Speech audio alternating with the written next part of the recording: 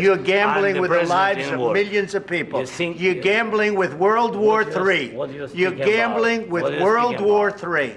And what you're doing is very disrespectful to the country, this country, that's backed you far more than a lot of people said they should have. Have you said thank you once? For 4 years in the United States of America, we had a president who stood up at press conferences and talked tough about Vladimir Putin, and then Putin invaded Ukraine and destroyed a significant chunk of the country.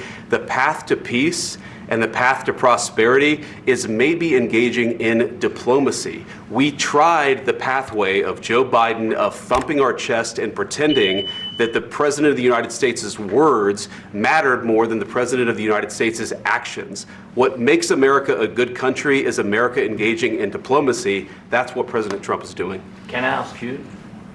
Sure. Yeah? Yeah. Okay. So he occupied our parts, big parts of Ukraine, part of East and Crimea. So he occupied it on 2014.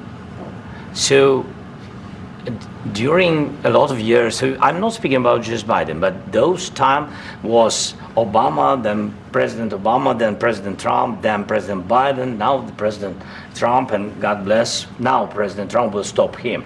But during 2014, nobody stopped him. He just occupied and took. He killed people. You know what? What is this guy talking about? President Putin literally offered you guys the Minsk Accords and you guys delayed and misled him, now leading to this war that Trump is trying to end. The contact 2015. 2014. 2014 and 2015. 2014. Yeah. So I was not here. Yeah, but that's exactly right. Yes, but during 2014 till 2022, yeah, the situation the same. The people have been dying on the contact line. Nobody stopped him.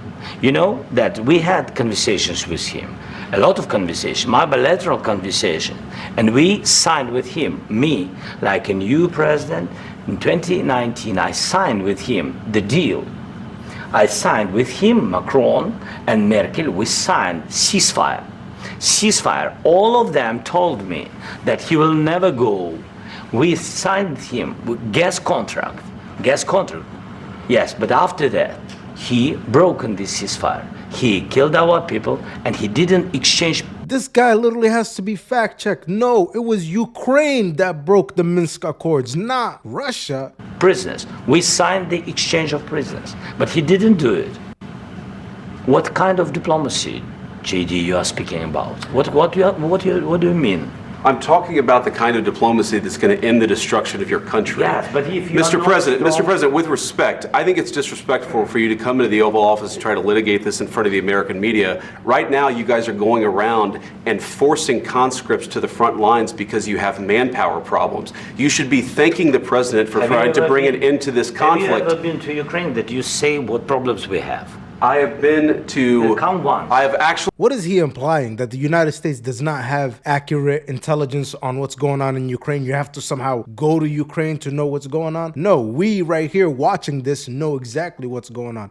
And JD Vance is actually right that they've been literally pulling teenagers, old men, anybody that they could find and just put a gun in their hand to go fight in the front lines. They've been pulling them. So this guy is completely out of line. And then to bring this to the Oval Office, be talking to the President of the United States like this, who's trying to help you out in your weak, desperate state, completely out of line. I've actually watched and seen the stories, and I know what happens is you bring them on a propaganda tour, Mr. President. Do you disagree that you've had problems bringing people into your military? And do you think that it's respectful to come to the Oval Office of the United States of America and attack the administration that is trying to prevent the destruction of your country? A lot of questions. Let's start from the beginning. Sure. First of all, during the war, everybody has problems. Even you, but you have nice ocean and don't feel now, but you will feel it in the future. God bless. You don't know that. God bless. God bless. You will not have a war. Don't tell us what we're going to feel. We're trying to solve a problem. Don't tell us what we're going to feel. I'm not telling you. Because you're in no position to dictate that. That's exactly Remember this. what You're in no position to dictate what we're going to feel. We're going to feel very good. You will feel influence. We're going to feel very good and very strong. You will feel influence. You're right now not in a very good position. You've allowed yourself to be in a very bad position, and he happens to be right about it. From the very beginning of the war. You're not in a good position. You don't have the cards. Have you guys seen any politicians or leaders talk to each other in this kind of manner? Especially when you're in the weak position and trying to beg for help. The United States has given these guys $350 billion. And this guy's coming out here, he's asking for more help. Is this the kind of way to ask for more help? You guys tell me. Right now. With us, you start having not playing cards. cards. Right now, you don't. You're playing cards. Mr. President. You're playing cards. Serious. You're gambling the with the lives in of war. millions of people. You're gambling with World War III. You're gambling with World War III. And what you're doing is very disrespectful to the country, this country. That's back to you. Far more than a lot of people said they should have. Have you said thank you once? This entire meeting? No, in this entire meeting, have you said thank you? You went to Pennsylvania and campaigned for the opposition in October. Offer some words of appreciation for the United States of America and the president who's trying to save your country. Please, you think that if you will speak very loudly about the war, He's not speaking loudly. He's not speaking loudly. Your country is in big trouble. Can I Wait a answer? minute. No. You've done a lot of talking. Your country is in big trouble. I know. You're not winning. I know. You're not winning this. You have a damn good chance of coming out okay because of us. Mr. President, we are staying in our country, staying strong from the very beginning of the war. We've been alone, and we are thankful. I said thanks you haven't in been this alone. cabinet, you and haven't not been only alone. in this cabinet. We gave you, through this stupid president, $350 billion.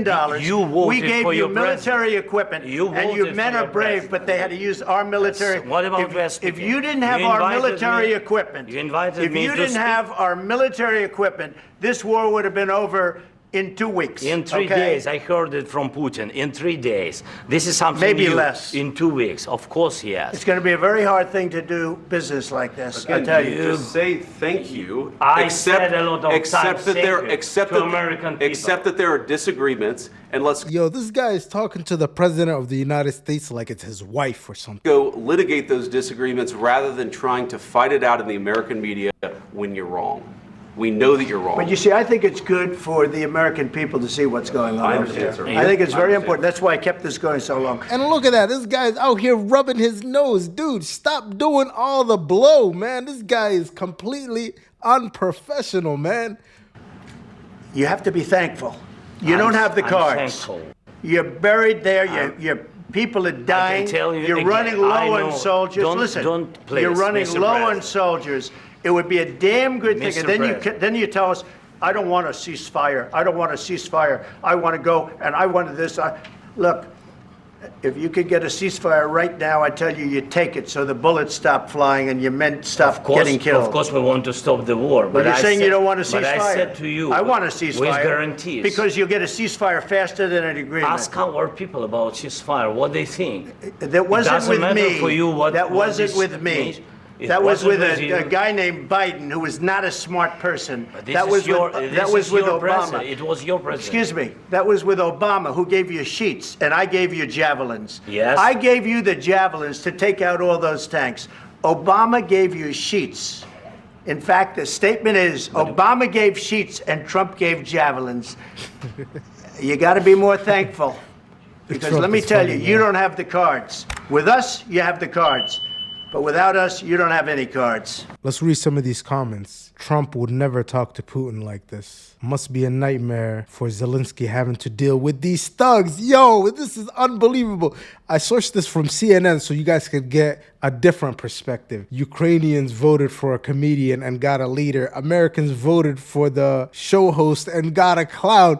Yo, all of these comments are very clown-like. These two, Vance and Trump, don't even know how to talk respectfully without interrupting. Such a disgrace. Oh my gosh, dude. These liberals are out of control. My respect for Zelensky has just surged off the charts. How? The guy literally came into somebody else's house, begging and tried to disrespect them. How did your respect go up for them? What? Never expected that kind of confrontation on live TV. This will go down in history for sure. Very much so. As an American watching this video is embarrassing. I'm not an American, but I'm embarrassed on behalf of the country for how low they treated Zelensky. Yo!